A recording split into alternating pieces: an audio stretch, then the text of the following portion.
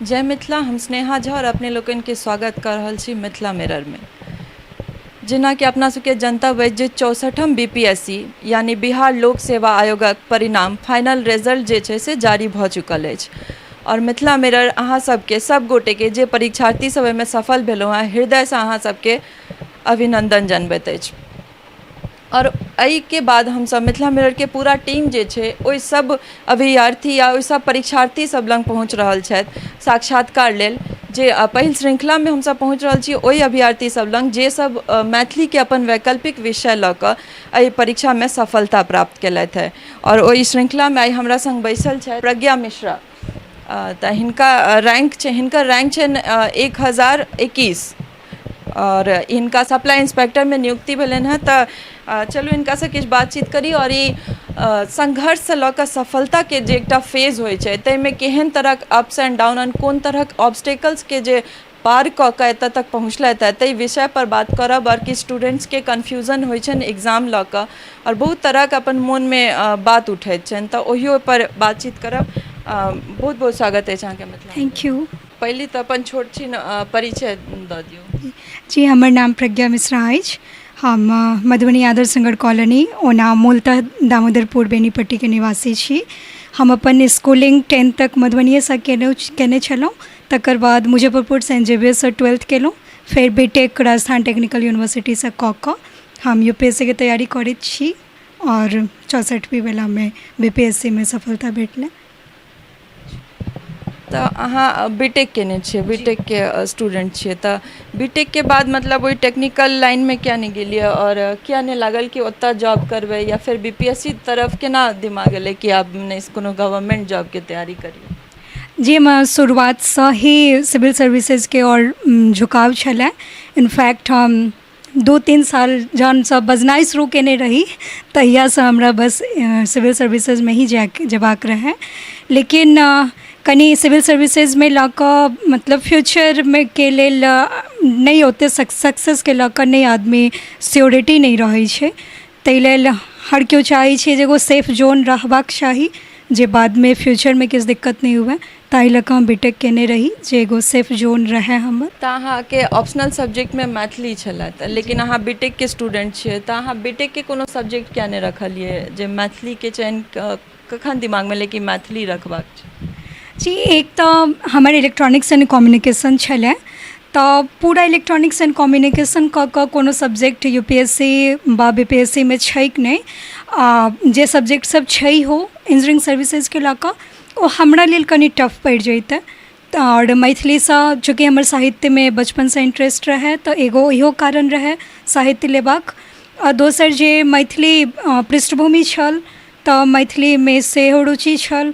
दोसर जे सिलेबस के दृष्टिकोणसँ काफ़ी सेफ लागल जे ई पढ़ो में रुचिगर हेतै और सफलतो के पैमाना से ठीक छै, ताहि लऽ कऽ हम मैथिली लेने छलहुँ। मतलब सिलेबस छोट छै मैथिली के? छोट इन द सेंस जे हाँ कहि सकै छियै जे बाकी जेना हिस्ट्री छै या ज्योग्राफी छै ओहिमे लऽ कऽ कनी छोट छै। और बीपीएससी तऽ नहीं लेकिन यूपीएससी में सिलेबस के लेंथ बहुत ज़्यादा मैटर कऽ जाइ छै, कियाकि मेंस में लगातार एग्जाम होइ छै, बीच में टाइम नहीं भेटै छै, तऽ रिविजनों के दृष्टिसँ और सिलेबस करबाक दृष्टिसँ कनी छोट और नीक रुचिगर होइ ओ विशेष जरूरी होइ छै। अहाँ यूपीएससी के एग्जाम सेहो देने छियै और बीपीएससी कैम बेर छलै अहाँके और यूपीएससी में कोन तरहक जे छै लैक रहि गेलै जे वजह से क्लियर नहीं भेलै? जे गोटे प्रिपरेशन करैत हेतथि फर्दर तिनका सबके एहिसँ भऽ सकै छै कि हेल्प भेट जाए? बीपीएससी पर आउ तऽ ई हमर तेसर प्रयास छल। पहिल प्रयास 62वीं में हमर इंटरव्यू नहीं भेल छलै और 63वीं में मेंस नहीं भेल छलै और ई 64वीं में फाइनली हमर सिलेक्शन भेल है। और यूपीएससी में किछु ने किछु गलती रहि जाइत हेतै हमर, कियाकि यूपीएससी एगो वास्ट नहीं कहब लेकिन कनिक तऽ छै जे सफलता में बहुत ज़्यादा कठोर परिश्रम और सब चीज़ चाहिए छै। कतौ ने कतौ स्टूडेंट से लैक रहि जाइ छै जे रिजल्ट आबऽ में देरी लागै छै, तऽ कतौ ने कतौ कमी रहि जाइत हेतै लेकिन हम लागल छी। देखियौ बीपीएससी के कंपैरिजन में कनी भास्ट तऽ छै यूपीएससी, से जी। और एना मैथ और की संघर्ष मतलब ई जे पीरियड छला अहाँके प्रिपरेशन के तखन कोन तरहक जे ऑब्स्टिकल्स आबै छै बहुत तरहक बात सामाजिक ताना सेहो होइ छै या रिलेटिव सबके तऽ कोन तरहक संघर्ष जे छै फेस करऽ पड़ै छै जे सब तैयारी करैत हेतै तिनकर सबके तऽ ताहि बारेमे कनि बताउ। सबसे पहले तो हम ये कह चाहब कियाकि हमर जर्नी काफ़ी लंबा रह गेलै। अब रीजन जे भी होय काफ़ी उतार चढ़ाव आबै छै, ककरो पहिल बेर में सफलता भेट जाइ छै, ककरो लंबा टाइम लागै छै और फ्रस्ट्रेशनो स्वाभाविक छै, अपना आप में बहुत फ्रस्ट्रेशन होइ छै, लेकिन फ्रस्ट्रेशनो खुद होइ छै आ उठतो स्टूडेंट खुद ही छै। ओ 2 दिन के फ्रस्ट्रेशन हैत, फिर तेसर दिन वही जोश खरोश से उठि कऽ तैयारी शुरू होइ छै। ई स्वाभाविक छै कियाकि एते लंबा जर्नी भऽ जाइ छै तऽ। और रहलै पारिवारिक और सामाजिक बात, तऽ बहुतेक बच्चाके हम जानै छियनि जिनकर पारिवारिको दिक्कत रहै छनि। भगवानक कृपासँ हमरा पारिवारिक कोनो प्रेशर कहियो नहि छल। इनफैक्ट हम कहियो काल फ्रस्ट्रेट भऽ जाइ छलहुँ और पापाके कहै छलियनि पापा हमरासँ आब नहि हैत, तऽ ओ हमेशा हमरा कहै छथि जे नहि अहाँके छोड़ऽके नहि अइ, एक दिन जरूर हेतै। और हमेशा हमरा मोटिवेशनके 1-2टा स्टोरी हमेशा सुनबैत रहै छथि। हमर माँ या पापाके लऽ कऽ कोनो प्रेशर हमरा पर कहियो नहि रहल। एहि मामलामे हम बहुत धनी कहब अपना आपके, जे तऽ ओहि तरहक दिक्कत हमरा नहि भेल है। लेकिन हाँ बहुतेक बच्चा छथिन जिनका होइ छनि, तऽ हुनका सब लए हम एकेटा बात कहब जे जहिया अहाँ सफल भऽ जाइ छियै तकर बाद सभक मुँह अपने आप बन्द भऽ जाइ छनि। तऽ कोनो जरूरी नहि छै जे अहाँ किनको आओरके सुनियौन, कियाकि हमरा नजरियासँ देखब तऽ अहाँ 2 आदमी लेल जिम्मेदार होइ छियै ने, ओ छथि अहाँके माता पिता। सिर्फ हुनकर बात पर सुनू आ हुनका पद प्रतिष्ठा देबाक कोशिश करियौन। तेसर की कहै छै, किया कहै छै, ओकर पीछा कखनो नहि जेबाक छै।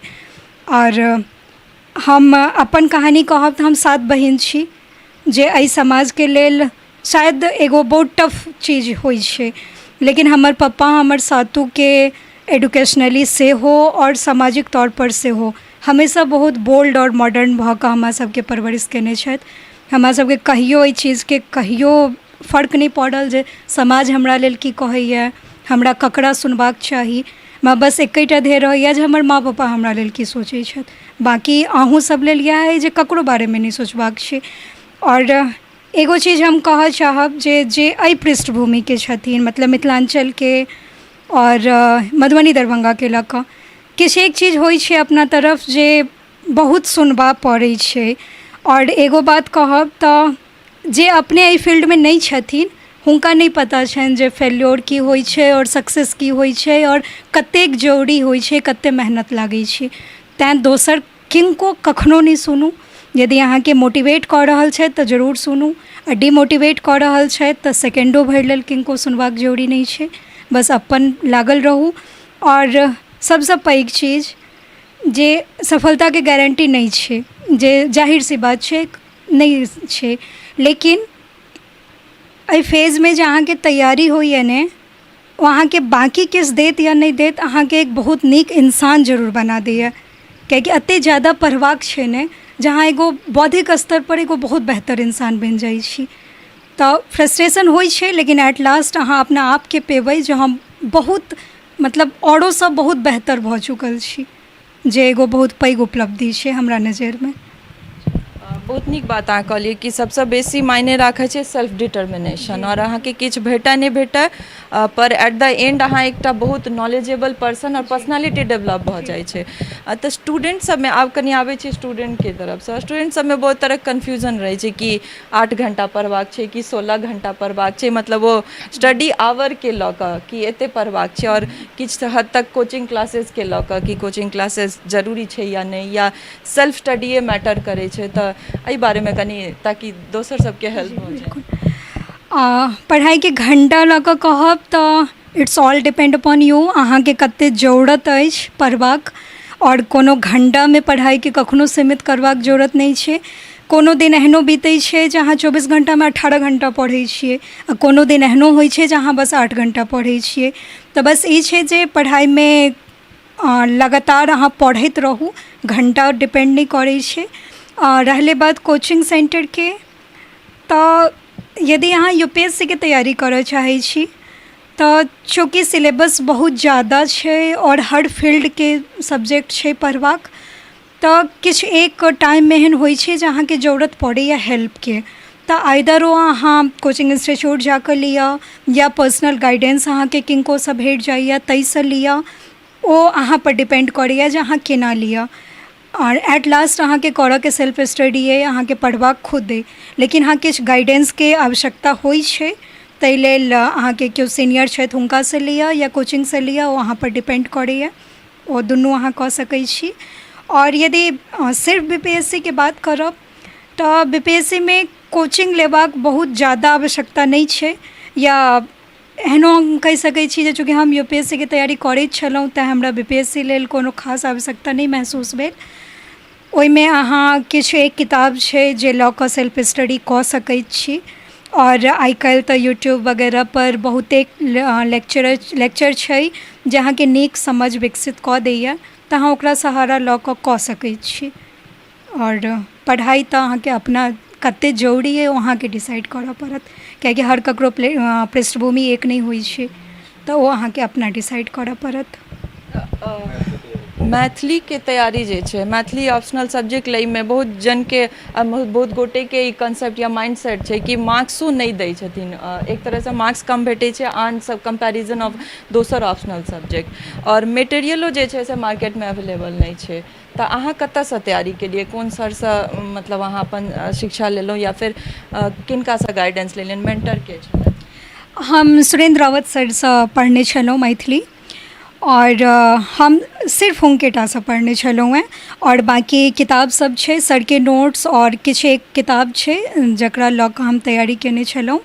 और रहलै मटेरियलके बात, तऽ यदि अहाँ मार्केटसँ मटेरियल उठाबितो छियै, ई गलती हम अपन 62वीं वलामे कऽ चुकल छी, तेँ हम विशेष तौर पर कहब, तऽ ओ अहाँके ओतेक ज़्यादा हेल्प नहीं दैए, इनफैक्ट और कन्फ्यूजन दैए। तेँ जरूरी छै जे अहाँ कोनो मेंटरके लग जाकऽ ओकरा पढ़ि लिअ, ओ ज़्यादा बेहतर रहत। यदि अहाँके पृष्ठभूमि नहीं अछि तऽ, और पृष्ठभूमि अछि तहन तऽ अहाँ अपनो कऽ सकै छी। जेना हमर पृष्ठभूमि मैथिली नहीं छलए, तऽ हमरा जरूरत छल जे हम जाकऽ, कियाकि जेना पेपर 1 छै तऽ ओहिमे जरूरी होइ छै समझके, तऽ ओ अहाँ बिना पढ़ने नहीं डेवलप होइ छै। और यदि अहाँ मटेरियल पढ़ि कऽ रटि कऽ जाइ छियै तऽ एग्जाम रूममे अहाँके कन्फ्यूजन दैए। ताहि दुआरे जरूरी छै जे ओकरा पहिले क्लियर कऽ लेल जाय। और पेपर 2 गद्य और पद्य छै, आब तऽ पेपर 2 बीपीएससीमे नहीं छै, ओ एके पेपर होइ छै, लेकिन जे पार्ट 2 छै ताहिमे, तऽ ओहिमे अहाँ अपनोसँ पढ़ि कऽ समझ विकसित कऽ सकै छी, कियाकि ओहिमे राइटिंग शैलीके विशेष आवश्यकता होइ छै, तऽ अहाँके अपन राइटिंग शैली पर ध्यान देबऽ पड़त। और रहलै बात जे मैथिलीमे नंबर नहीं उठै छै, तऽ बीपीएससीमे चूँकि स्केलिंगके प्रॉब्लम छै, बीपीएससी स्केलिंग नहीं कऽ रहल छै, ताहि वजहसँ अंतर आबि जाइ छै साइंस सब्जेक्ट और आर्ट्स पेपरमे। और यूपीएससीमे एहन कोनो दिक्कत नहीं छै, यूपीएससीमे मार्क्स आबै छै। और बीपीएससीमे जे स्केलिंगवला दिक्कत छै, ओहिमे तऽ हम अहाँ किछु नहीं कऽ सकै छी, ओ तऽ यूपीएससी जहिया निर्णय लेतै बीपीएससी तहिए भऽ पेतै। मैथिली नहीं राखै छै, तऽ एहि कंपैरिजनमे देखियौ तऽ दोसर सब यूपीएससीमे विशेषकर तऽ मैथिली राखि कऽ पास कऽ रहल छथि, तऽ सफलता प्राप्त कऽ रहल छथि, तऽ किया मैथिली किया नहीं राखै छै, मैथिल सब किया मैथिली नहीं राखै छै? हमरा एगो ओकर पहिल रीजन तऽ ई बुझाइए जे बहुत बच्चाके मैथिलीके प्रति एक तऽ जिज्ञासा नहीं छनि, दोसर जे हुनका बहुत बेहतरसँ मैथिलीके सिलेबसके बारेमे पतो नहीं रहै छनि। शुरूसँ जहने ओ तैयारीके सोचै छथिन तऽ हुनका आन सब्जेक्ट जे बहुत फेमस छै ओ सब दिमागमे आबि जाइ छनि, मैथिली नहीं आबै छनि। और चूँकि बचपनसँ पढ़ने शायद ही केओ मैथिली रहै छथिन, ताहि लऽ कऽ हुनकर ध्यान नहीं जाइ छनि। लेकिन एहिमे शायद ई कहब जे हुनका पास जागरूकताके अभाव हमरा ज़्यादा विशेष बुझाइए, कियाकि हमहूँ जहिया रखने रही तऽ हमर पिताजी हमरा कहने सजेस्ट केने रहै जे मैथिली राखि सकै छी। तकर बाद हम मैथिलीके सिलेबस देखलिए, सबटा देखलिए, तऽ मैथिली हम जे नहीं रखै छथिन हुनकासँ कहऽ चाहबनि जे एक बेर अहाँ सिलेबस देखियौ, बाकी सब्जेक्टसँ बहुत बेहतर छै ओ। और दोसर बात जे चूँकि अहाँ बाकी सब्जेक्ट सब एतेक पढ़ैत रहै छियै ने, जे एगो दिमागो थकावट महसूस करै छै। ओहिमे जहन अहाँ साहित्य राखै छियै तो अहाँके ऊर्जाके काज करैए, कियाकि साहित्य अपना आपमे एगो मनोरञ्जनके साधन होइ छै। तऽ ई अहाँके दिमागोके रिलैक्स करैए और तैयारियो अहाँके बेहतर भऽ पाबैए। और चूँकि अहाँके बैकग्राउंडमे मैथिली अइ, बजबा बाजैत रहै छी पहिलेसँ, तऽ सिखबामे ज़्यादा टाइम नहीं लागै छै। ओ मोनमे एगो भ्रान्ति छै जे हम नहीं कहियो पढ़ने छी, हम नहीं लिखने छी, लेकिन यकीन मानू 15 से 20 दिन लागै छै लिखऽमे। ओकर बाद ओ अहाँ जेनाहि हिन्दी लिखै छी तेनाहि धुरझार अहाँ मैथिली लिखऽ लागै छियै। और पढ़नाइयोमे जहने अहाँ टीचर लग जाइ छियनि तऽ अहाँके पता चलत जे दोसर सब्जेक्टसँ इजी छै मैथिली, ओहिमे अहाँ इजीली कऽ सकै छी। और नंबरो यूपीएससीमे आबै छै, नहीं आबै छै नहीं कहब। और बीपीएससीमे यदि एहि बेर देखियौ तऽ एहि बेर साइंसके अलावा बाँकी कोनोमे नंबर नहीं एलैए। तऽ एहन नहीं कहि सकै छियै जे मैथिलीमे नहीं एलैए। ओकर रीजन हम पहिले कहलहुँ हेँ, स्केलिंग रीजन छै ओकर, सब्जेक्ट रीजन नहीं छै। तऽ एक बेर मैथिलीके सिलेबस उठा कऽ देखियौ, अहाँ नीक लगतनि स्टूडेंट सबके। अंतमे जे बच्चा सब तैयारी कऽ रहल छथि एखन आब, या फिर जे सब माइंडसेट बनेलथि है जे हम तैयारी करब, और समाज के तरफ जे समाज सब फीमेलके, लड़कीके स्पेशली ई सोचै छथिन जे चूल्हा चौका या इएह तऽ करबाक छै, तऽ ठीक छै एकेडमिक जे पढ़ाइ भऽ जाइ छै ओतेक काफी छै, तऽ एहिसँ बेसी नहीं सोचक छै। तऽ हुनका सब लेल की अहाँ संदेश देबऽ चाहबनि जे सब तैयारी कऽ रहल छथि, पहिले तऽ ओहि छात्र सब लेल कि हुनका सब ओहो सब मोटिवेट होइत? जी, पहिले तऽ हम इएह कहब, जेना हमर जर्नी अइ, हम बहुत ज़्यादा फेल्योर देखने छी, लेकिन ओहि फेल्योरसँ घबराएके नहीं छै।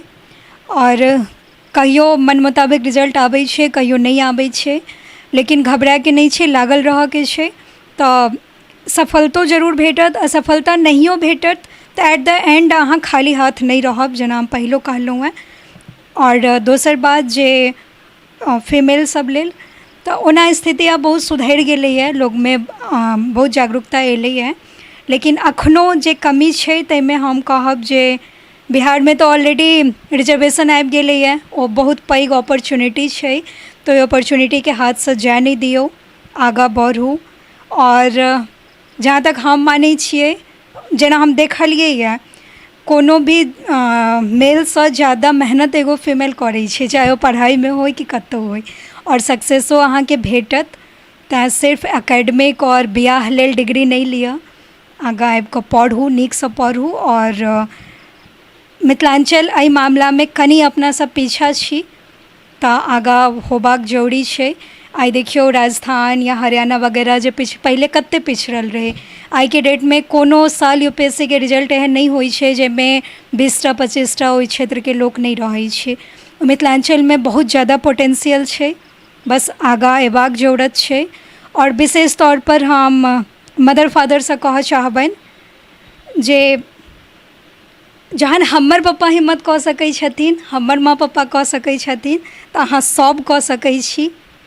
ताहि दुआरे बेटी सबके पढ़बियौन, और यकीन मानू ककरो बेटासँ ज़्यादा ओ अहाँके इज्जत दिएती आ ज़्यादा अहाँके नाम रोशन करती। बहुत बहुत धन्यवाद अहाँके मिथिला मिररमे अपन वक्त देला और सब अपन मोटिवेट करला, बाकी जते माइंडसेट बनेनिहार सब स्टूडेंट सब छथि तिनका। थैंक यू, अहाँके धन्यवाद। तऽ ई छलथि है प्रज्ञा मिश्रा। और सुनलिए अपने सब कि सबसँ पहिल बात छै जे सेल्फ डिटर्मिनेशन। अगर लोकके परिवारके सहयोग बहुत पैघ मायने राखै छै, बहुत रूपे जे छै ओ अहाँके सहायता करैए, मुदा सबसँ पैघ चीज छै सेल्फ डिटर्मिनेशन।